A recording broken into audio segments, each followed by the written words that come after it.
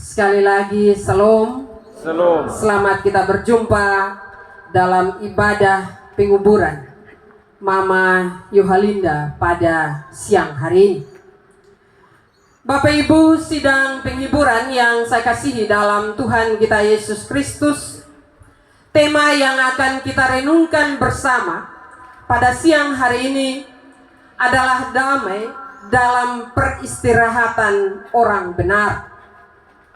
Damai dalam peristirahatan orang benar.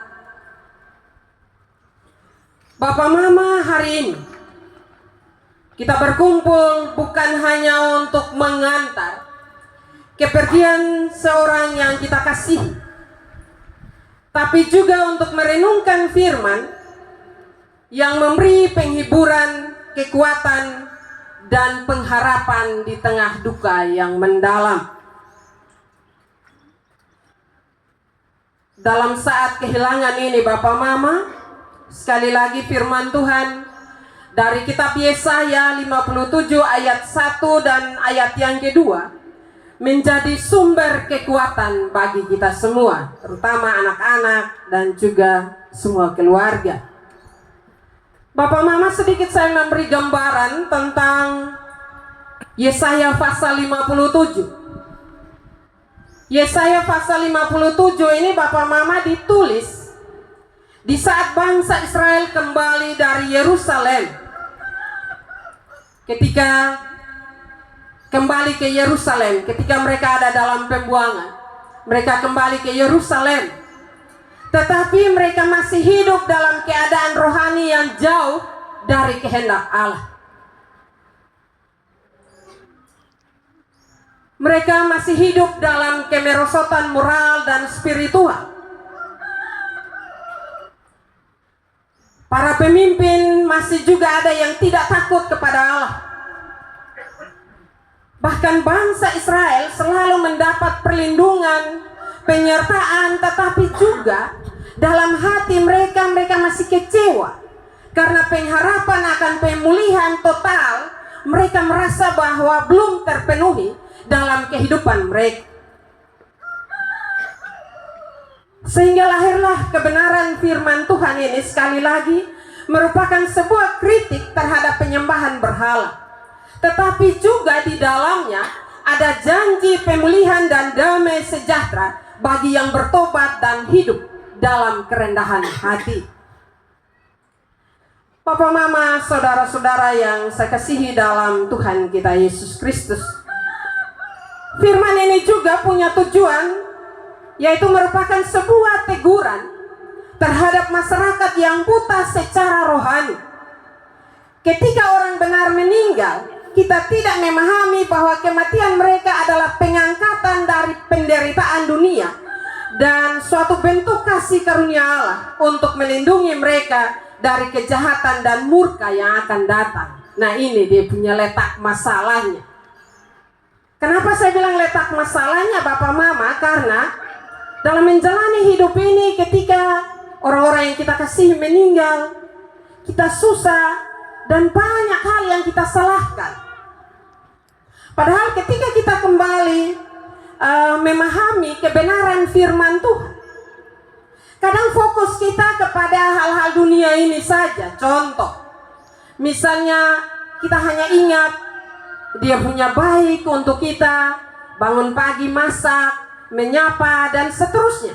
Kita lupa bahwa ada kasih Tuhan.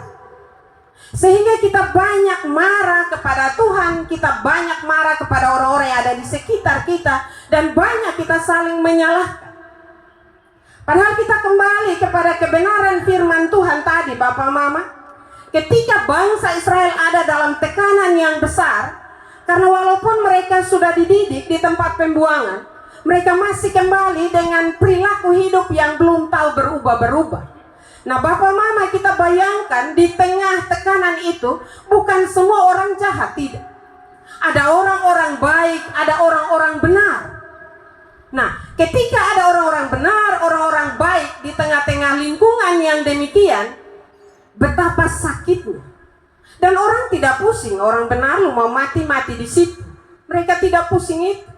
Karena mereka hanya fokus kepada pribadi mereka dan juga hal-hal yang tidak sesuai kehendak Tuhan. Karena itu Yesaya menyaksikan hal itu. Orang benar binasa dan tidak ada seorang pun yang memperhatikannya. Orang-orang saleh tercabut nyawanya dan tidak ada seorang pun yang mengindahkannya. Sungguh, karena merajalelanya kejahatan, tercabutlah nyawa orang benar. Bapak Mama sidang penghiburan yang dikasihi Tuhan, kematian orang benar bukan sebuah kekalahan, tidak. Yesaya membuka ayat ini dengan kenyataan yang pahit. Sekali lagi saya ulang, orang benar binasa dan tidak ada seorang pun yang memperhatikannya. Dunia tidak sering memahami mengapa orang baik bisa pergi begitu cepat. Apakah kita sampai saat ini memahami hal itu? Kadang ketong sone paham, kadang ketong tanya, kenapa itu orang terlalu baik kok dia mati cepat? Kita tidak paham hal itu. Bapak, Mama, saudara-saudara yang saya kasihi dalam Tuhan, dunia tidak sering memahami mengapa orang baik bisa pergi begitu cepat. Namun firman Tuhan menegaskan kepada kita bahwa kematian orang benar bukan tanpa makna. Tuhan memperhatikan mereka yang hidup benar, di mana Dia tidak membiarkan mereka binasa sia-sia, melainkan memanggil mereka untuk menghindarkan malapetaka yang mungkin terjadi di masa depan. Ini suatu penghiburan Bapak Mama, karena kita tidak tahu di depan kita ini model apa. Tetapi kalau orang baik meninggal, itu Tuhan punya rancangan yang terindah. Karena itu saya tidak bilang Maota dan saudara-saudara jangan menangis, tidak. Tetapi firman ini sekali lagi memberi penghiburan. Tuhan melihat lebih jauh dari yang kita bisa lihat. Meskipun kepergian ini menyakitkan bagi kita, bagi anak-anak, bisa jadi itu adalah bentuk perlindungan Allah atas kehidupan bagi orang yang dikasihinya. Hal yang berikut Bapak Mama, saudara-saudara yang saya kasihi dalam Tuhan, peristirahatan dalam damai. Yesaya melanjutkan dengan berkata, ia masuk ke dalam damai. Kematian bagi orang benar bukan akhir yang menakutkan, tetapi awal dari kedamaian sejati. Dunia penuh pergumulan, penderitaan, dan air mata. Tetapi bagi orang yang berjalan lurus, hidup dalam takut akan Tuhan, kematian adalah pintu masuk menuju damai bersama Tuhan. Karena itu Bapak Mama, saudara-saudara yang saya kasihi dalam Tuhan kita Yesus Kristus, ketika mama, oma, saudara, keluarga kita meninggal, menangis. Tetapi di sisi yang lain, kita harus bersyukur. Memang dalam kenyataan bahwa kebersamaan kita itu menyakitkan, benar. Tetapi sebagai orang yang beriman, sebenarnya kita semua sudah dipersiapkan untuk menghadapi hal-hal itu. Rasa kehilangan, kematian, kita sudah dipersiapkan, yaitu lewat kebenaran firman Tuhan. Karena itu tadi saya mengatakan bahwa kenapa kita harus bersyukur. Kadang orang marah, ini pendeta orang menangis disuruh bersyukur. Ya, kita bersyukur karena Allah mengasihi orang yang kita cintai juga. Tidak saja kita mencintainya, tetapi Tuhan mengasihi dan mencintai. Bapak, Mama, saudara-saudara, kita bisa berduka cita, tetapi tidak seperti orang-orang yang tidak berpengharapan. Kita tahu bahwa jiwa orang benar kini telah tenang, tidak lagi menderita dan berada dalam hadirat Allah. Hal yang berikut pengharapan bagi kita yang tinggal. Firman yang menjadi panggilan bagi kita, yang masih hidup, ada dua pertanyaan bagi kita. Apakah kita yang masih hidup apakah kita semua yang masih ada ini masih hidup di jalan Tuhan? Apakah hidup kita yang sekarang ini mencerminkan iman yang sejati kepada Allah?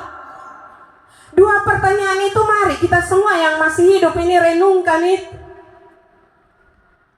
Kalau hidup masih jauh dari kehendak Tuhan, masih ada kesempatan bagi kita.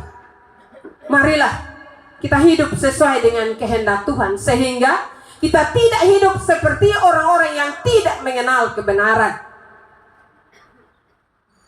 Dan apakah kehidupan ini mencerminkan iman percaya kita kepada Tuhan atau tidak?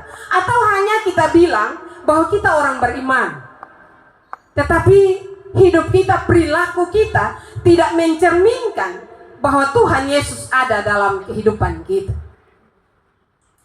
Kepergian orang yang kita kasihi hendaknya menjadi momen untuk kita mengoreksi hidup kita. Karena kedamaian yang dijanjikan Tuhan bukan hanya untuk mereka yang telah pergi, tetapi juga bagi orang yang hidup benar. Mari kita hidup dengan iman, kasih, dan juga kebenaran, agar ketika waktu kita tiba, kita pun mendapat perhentian dalam damai bersama Tuhan. Hari ini kita berpisah dengan Oma Yohalinda. Kita menangis karena kita merindukannya. Tetapi kita juga bersyukur karena Oma telah masuk ke dalam damai dan telah mendapat perhentian yang dijanjikan oleh Tuhan sendiri. Kiranya penghiburan dari firman Tuhan ini menguatkan anak-anak, menguatkan semua keluarga, bahkan kita semua yang hadir pada siang hari ini. Sehingga dengan kebenaran firman ini, kita dimampukan untuk menjalani hidup yang masih ada di depan kita. Jangan tanya, kenapa Oma pergi begitu cepat? Tetapi lihatlah kehidupan kita. Apa yang kita jalani saat ini? Apakah kita hidup di jalan yang lurus? Atau masih hidup di jalan yang bengkok? Kalau masih hidup di jalan yang bengkok, napas masih ada ya Bapak Mama? Mari, ketong minta Tuhan supaya tolong ketong, supaya ketong kembali hidup di jalan yang lurus. Firman Tuhan memberkati kita pada siang hari ini. Amin.